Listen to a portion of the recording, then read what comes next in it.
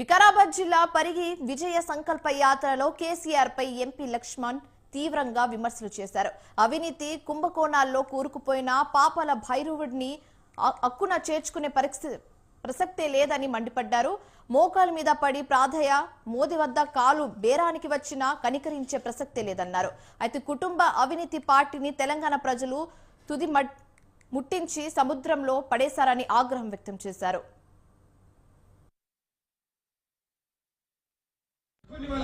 ఈ యొక్క బిఎల్ఎస్ కూడా ఏ రకంగా వాళ్ళ పాపాల పుట్ట పండింది. ప్రజలు ఆ కుటుంబ పాలన కుల పార్టీని, ఆ యొక్క అవినీతి పార్టీని, కుంభకోణాల పార్టీని తీసుకెళ్లి ఇవాళ సముద్రంలో పడేశారు.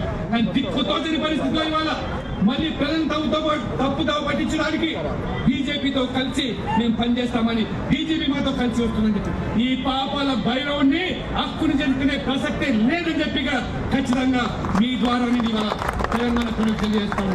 ఇవాళ మీరు మోకాళ్ళ మీద పాకి ప్రాధాన్యపడి కాళ్ళ వేయడానికి మోదీ గారికి వచ్చినా కనికరించేది లేదు.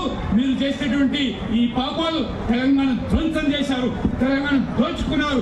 ఈ కుటుంబం బాగుపడింది కానీ నా పేద ప్రజల బతుకులు ఆగమైపోయింది. కాబట్టి మిమ్మల్ని ఆదుకునే లేదు. మీరు చచ్చిన పాము, ఆ పామును మిడలేసుకోవడానికి ఇవాళ బీజేపీ సిద్ధంగా లేదని నేను ఖరాఖండిగా చెప్తాను.